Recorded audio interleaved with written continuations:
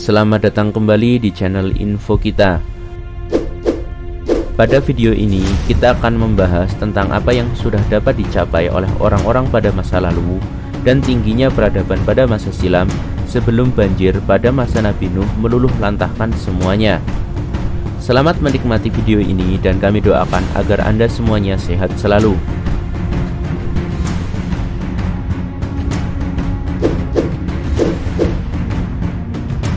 Saat kita membayangkan kehidupan pada masa lalu, maka kita akan berpikir tentang kehidupan primitif yang singgah di goa-goa. Pada saat ini, fakta sejarah mencoba disingkap oleh para peneliti dan arkeolog.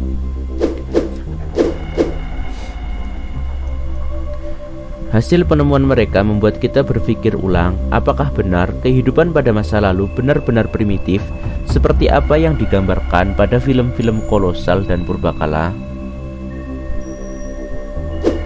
Apakah yang Anda pikirkan jika ada orang yang berkata bahwa piramida agung bukanlah dibangun ketika pemerintahan Firaun Khufu seperti yang tertulis di buku-buku sejarah, tetapi ia dibangun berabad-abad sebelumnya? Firaun Mesir hanyalah memperbaiki piramida-piramida yang diwarisi oleh orang-orang sebelum mereka.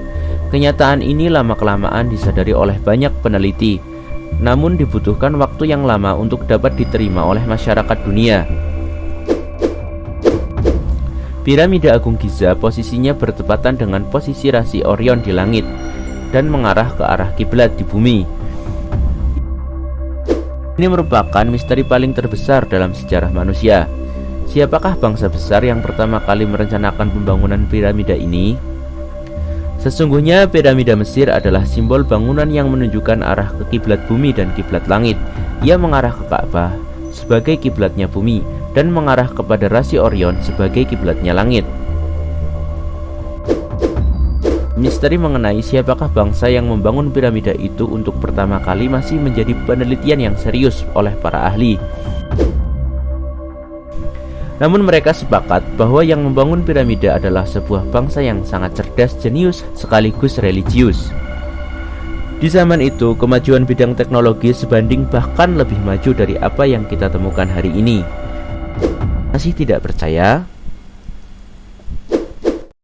Coba kita bayangkan kehidupan manusia sebelum terjadinya banjir pada zaman Nabi Nuh.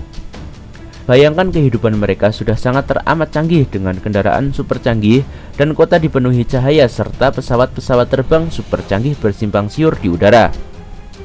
Setiap rumah ada sistem komputer yang luar biasa yang tidak pernah dibayangkan oleh orang-orang pada masa saat ini. Tapi ketika banjir itu datang, semua hancur luluh tak berbekas. Sebelum banjir itu datang, berita dari langit memerintahkan Nuh untuk membuat bahtera yang besar untuk menyelamatkan diri dan umatnya dari ancaman banjir besar tersebut. Kapal Nabi Nuh harus dapat menampung umatnya, hewan-hewan yang berpasangan serta spesies tanaman yang terpilih. Di sini kita dapat mengetahui bahwa profesi Nabi Nuh bukan hanya sebagai seorang juru dakwah atau rasul, tetapi juga ilmuwan zoologi yang sangat handal. Bayangkan saja, kapal Nabi Nuh harus mampu menampung sekitar 3.700 binatang mamalia, 8.600 jenis unggas, 6.300 jenis reptilia, 2.500 jenis amfibi, dan sisanya umat Nabi Nuh itu sendiri. Adapun berat perahu itu diprediksi sekitar 24.300 ton. Bukankah hal itu sangat fantastis pada masanya? Nabi Nuh bisa membangun kapalnya yang teramat besar itu hanya berbekal pengikutnya yang kurang dari 80 orang setelah 950 tahun beliau berdakwah di tengah-tengah umatnya. Bayangkan saja, dalam 80 orang itu ada wanita dan anak-anak. Jadi jumlah pekerja untuk membangun bahtera Nabi Nuh teramat sedikit. Belum lagi para pengikut Nabi Nuh itu berasal dari orang miskin dan lemah. Nabi Nuh juga membangun kapalnya dalam jangka waktu yang sangat terbatas. Beberapa sumber mengabarkan bahwa kapal Nabi Nuh dibangun hanya dalam waktu beberapa pekan saja. Misteri ini benar-benar membingungkan para peneliti. Sebenarnya kita tidak perlu heran dengan kemampuan Nabi Nuh saat itu.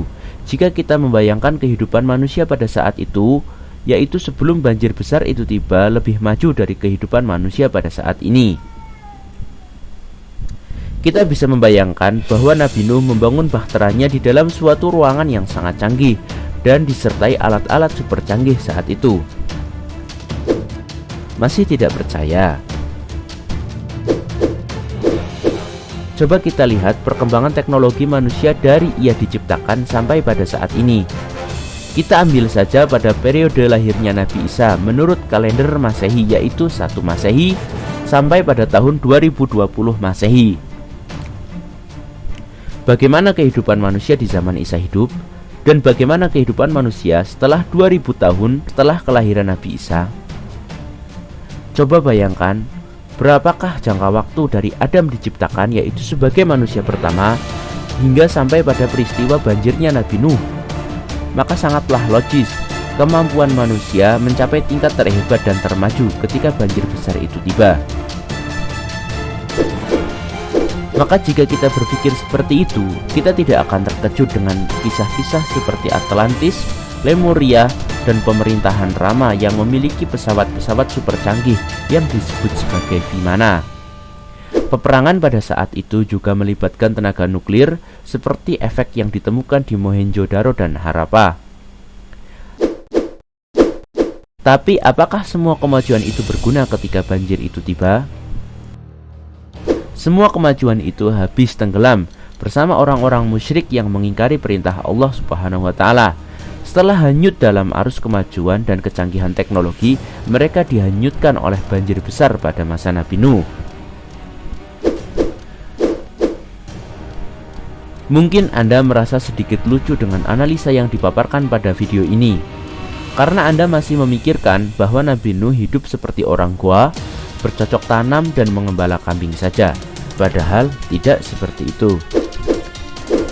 Setidaknya kita bisa melihat lukisan-lukisan misterius pada dinding kuil Firaun yang menceritakan satu mitos kuno tentang pembangkit tenaga listrik dengan lukisan kabel bawah tanah dan komponen-komponen listrik. Penemuan baterai kuno berteknologi tinggi di sekitar kapal Nabi Nuh juga semakin menguatkan analisa ini. Dan yang lebih menggemparkan lagi adalah sebuah penemuan reaktor nuklir berusia lebih dari 2 juta tahun di Oklo, Afrika. Apakah maksud semua ini? Dan berapakah umur bumi sebenarnya? Berapakah umur umat manusia sebenarnya?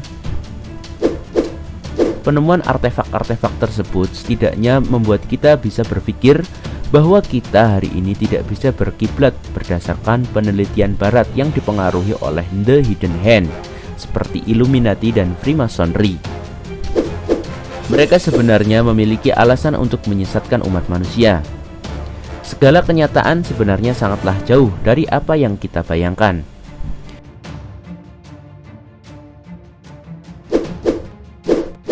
Maka setelah banjir besar, para pengikut Nabi Nuh pun bertebaran di muka bumi dengan hidup dalam kesederhanaan setelah mereka meninggalkan kehidupan modern dan canggih yang telah ditelan oleh banjir bandang pada masa itu. Mereka kembali menjadi orang gua dan berburu, bercocok tanam dan mengail ikan. Tidak heran perubahan gaya hidup ini membuat pengikut Nabi Nuh tidak ada yang bisa bertahan kecuali 3 anaknya, yaitu Sam, Ham, dan Yafis, yang menjadi nenek moyang seluruh umat manusia di muka bumi. Mari kita renungkan sebuah ayat yang menggambarkan kemajuan mereka pada masa lalu. Apakah mereka tidak memperhatikan beberapa banyak generasi yang telah kami binasakan sebelum mereka? Padahal generasi itu telah kami teguhkan kedudukan mereka di muka bumi, yaitu keteguhan yang belum pernah kami berikan kepadamu. Dan kami curahkan hujan yang lebat atas mereka, dan kami jadikan sungai-sungai yang mengalir di bawah mereka. Kemudian kami binasakan mereka karena dosa mereka sendiri, dan kami ciptakan sesudah mereka generasi yang lain. Al-Quran Surat Al-An'am ayat 6.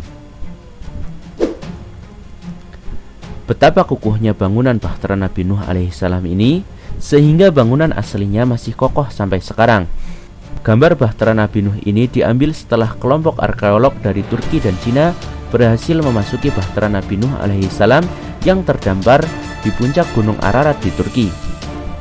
Sesungguhnya banyak misteri terselubung di dunia ini yang masih belum diketahui oleh banyak orang, dan hanya Allah Subhanahu wa Ta'ala yang mengetahui semuanya. Terima kasih telah menonton video ini. Jangan lupa tuliskan komentar Anda di kolom komentar dan bagikan video ini kepada orang-orang yang Anda cintai dan Anda sayangi. Terima kasih.